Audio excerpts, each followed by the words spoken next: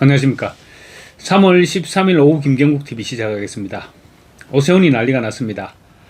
선거 전략이었는지 어쨌는지는 모르겠지만 전륜을 외치다가 의총 결의문이 채택되니까 전륜 결의를 지도부가 실천으로 이행하는지 확인하겠다면서 계속 서울시장 후보 공천 신청을 끝까지 미뤄왔습니다. 혁신선대위를 구성하자는 오세훈의 최종 목표는 장동혁의 퇴진인 것으로 보여집니다. 오세훈은 그러나 하나를 주면 하나를 더 달라 하고 또 다른 것을 원하는 찌질이 근성을 보여주다가 결국 철퇴를 맞았습니다. 장동혁 대표가 더 이상 양보는 없다고 선언했습니다. 문제는 오세훈이 필승 후보가 아니라는 것입니다. 오세훈이 나서면 무조건 선거가 이기는 것도 아니고 심지어 지금 민주당 전직 구청장이었던 정원호와의 여론조사에서는 무려 23%포인트까지 밀리고 있는 그런 상황입니다. 그런데 오세훈은 마치 자기가 아니면 선거에 이길 수 없다는 식으로 지금 목리를 부리고 있으니 당에서 결국 폭발해버린 것입니다. 국민의 안팎에서 오세훈에 대한 비토 여론이 폭발적으로 치솟자 장동혁 대표가 결심의 일단을 밝혔습니다. 장 대표는 13일 오전 기자들과 만난 자리에서 공천은 공정이 생명이라고 생각한다라고 말했습니다. 오세훈을 위해서 공천 접수 기간까지 연장해줬음에도 오세훈이 끝내 공천을 신청하지 않은 데 대해서 그대로 버리고 가겠다는 말로 해석되는 부분입니다. 맞는 말입니다. 마땅히 그래야 합니다.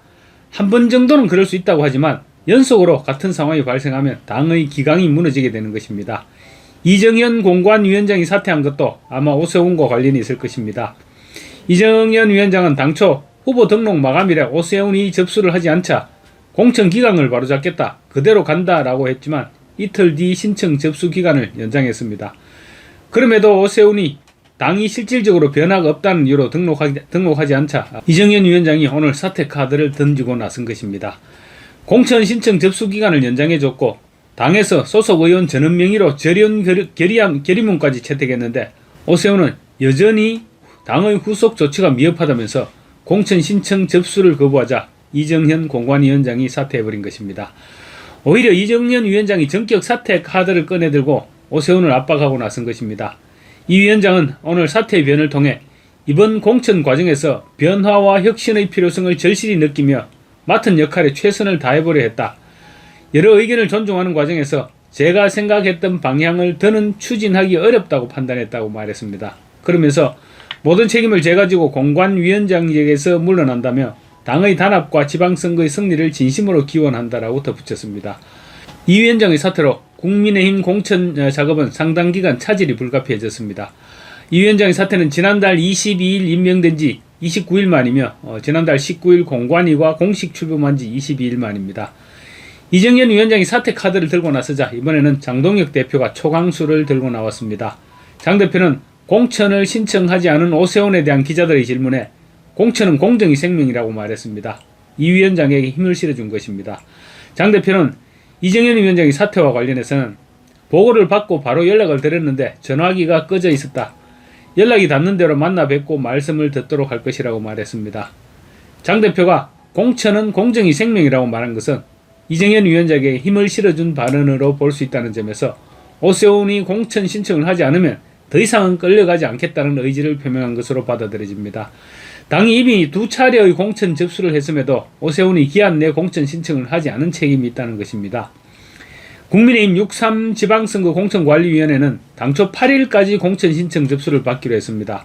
그런데 오세훈이 지난 7일 마지막 호소라면서 당 노선 정상화라는 선결 과제를 풀지 않는 이상 후보 접수와 경선이 무슨 의미가 있는가 라면서 접수 기한 내 후보 등록을 하지 않았습니다. 이미 공천관리위원회는 12일까지로 접수 기한을 한 차례 연장했습니다. 그런데 오세훈은 12일에도 당의 변화를 위한 실천 조짐이 전혀 발견되지 않고 있다면서 추가 공천 신청서를 내지 않았습니다. 그러자 당 안팎에서 불만이 폭발했고 당이 더 이상 오세훈에게 끌려다녀서는 안 된다는 주장이 터져나왔습니다.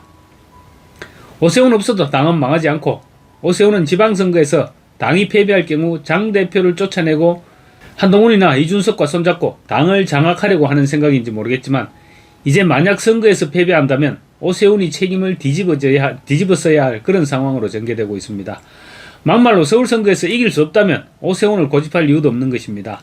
젊은 차세대 보수 정치인을 키워나가는 것이 당의 장래를 위해 또 보수 진영 전체의 장래를 위해서 훨씬 바람직한 일이 될 수 있습니다. 오세훈이 원하는 대로 전륜을 선언했고 공천 신청 일정까지 연장시켜줬는데도 딴지를 걸고 나선 것은 결국 공천 신청을 하기 싫다는 말로 받아들여질 수도 있습니다. 처음부터 당내 일각에서는 오세훈이 불출마 명분을 찾고 있다. 그리고 지방선거 패배 이후 당권을 노릴 것이다 라는 분석이 나돌았는데 지금 오세훈이 하는 짓거리가 거의 그대로 닮아가고 있는 그런 모양새입니다. 이 위원장의 전격적인 사태는 오세훈의 공천 신청 접수를 둘러싼 당의 내용과 함께 대구와 부산시장 후보 경선을 비현역 후보들이 먼저 경쟁해서 한 명의 승자를 가린 뒤에 현역과 1대1로 붙게 하려는 한국 시리즈 방식으로 치르는 문제를 두고도 공관위의 내부 이견이 있었던 것으로 알려졌습니다. 이정현 위원장은 보수 지지세가 강한 지역일수록 오디션 등 변화와 혁신을 불러일으킬 수 있는 방식의 공천이 필요하다 이런 입장이었는데 당 지도부와 의견이 충돌했던 것으로 전해졌습니다. 정의용 사무총장은 국회에서 기자들과 만나 어제 공관위 회의 말미에 대구와 부산 경선 방식에 대해 이 위원장이 생각하는 방향과 공관위원들 간에 약간 이견이 있었다라고 말했습니다. 한 공관위원은 대구와 부산시장 공천에 관련해서 지도부와 충돌이 있었던 것 같다.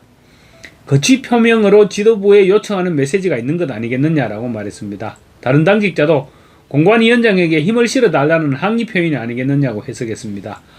오세훈이 요구했던 인사조치와 관련해서도 당 상황이 혼란스럽게 돌아가고 있습니다. 오세훈이 명시적으로 밝히지는 않았지만 오세훈이 교체를 요구하는 인사로 지목된 것으로 전해지는 장예찬 여의도연구원 부위원장이 오늘 자진 사퇴할 것이라는 보도가 일부 있었지만 장예찬은 터무니없는 오보라면서 당직에서 물러날 뜻이 없음을 분명히 했습니다.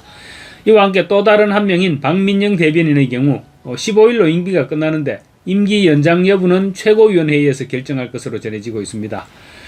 이런 가운데 서울시장 예비 후보인 이상규 전 서울 성북을 당협위원장은 기회주의가 사라져야 서울이 산다면서 오세훈을 즉각 컷오프할 것을 촉구하고 나섰습니다. 이상규 예비 후보는 당이 위기일 때마다 계산기를 두드리고 자신의 몸값을 높이기 위해 당원들을 인질로 삼는 기회주의 리더십은 더 이상 우리 당의 자산이 아니라 도려내야 할 환부일 뿐이다. 조직이 전진하려면 내부의 기회주의자부터 숙청해야 한다. 조직의 야성을 파괴하고 동지들의 헌신을 가로채는 기회주의자는 조직을 침몰시키는 가장 위험한 내부의 적이기 때문이다 라고 주장했습니다. 오세훈이 필요할 때만 당을 이용하고 당이 헌신을 요구할 때는 언제나 조건을 내걸었는데 더 이상 그런 행태를 좌시해서는 안 된다고 주장하고 있는 것입니다. 이상규 예비후보는 2011년 무상급식 투표로 시장직을 내던져 당을 10년 암흑기로 몰아넣었을 때도 그리고 2021년 조건부 출마 선언으로 당원들을 혼란에 빠뜨렸을 때도 그는 오직 자신의 정치적 입지만을 계산했다. 지금 이 순간에도 후보 등록을 미루며 당 지도부를 압박하는 행태는 전형적인 정치적 인질극에 불과하다며 오세훈에 대한 컷오프가 서울을 구하는 유일한 길이라고 주장했습니다. 한편 국민의힘의 느닷없는 전륜 선언을 놓고 대통령과의 차별화를 넘어서 부정선거 척결이라는 시대적 요구를 덮어버리기 위한 고도의 함정이 아니냐 이런 주장이 나와서 주목되고 있습니다. 시점상으로 미국에서 트럼프 대통령이 부정선거 척결을 선포한 이후 X를 비롯한 SNS에서는 부정선거와 관련한 증거들이 줄줄이 쏟아지고 있고 국내에서는 이준석과 전한길 팀의 부정선거 토론회가 600만 명 이상의 시청을 기록하면서 공론화에 불이 붙은 그 시점에 전륜소동으로 부정선거 공론화를 뒷전으로 밀어내버렸다는 것입니다. 이준석 전한길 토론회에서 부정선거 음모론 프레임은 완전히 깨어졌고 위기감을 느낀 엔추파도스 세력들이 생존을 위한 기획으로 전륜을 들고 나와서 부정선거 이슈를 희석시킨 것이 아니냐는 주장입니다. 과정이 어찌됐건 결과를 놓고 볼 때는 막 공론화에 불이 붙었던 부정선거 이슈가 뒤로 밀려난 것은 사실입니다.